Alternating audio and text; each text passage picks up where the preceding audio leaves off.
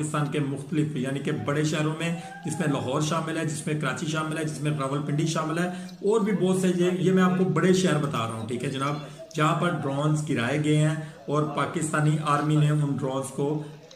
Cover करने की कोशिश की है, गिराने की कोशिश की है। और ये ड्रोन्स जो हैं, इस ड्रोन के गिरने से भी लोग जख्मी भी हुए हैं और हलाकतें भी हुई हैं। आपको ये बात पता होनी चाहिए कि परसों रात को जो वाकया इंडिया ने जिस वक्त पाकिस्तानी हदूद के अंदर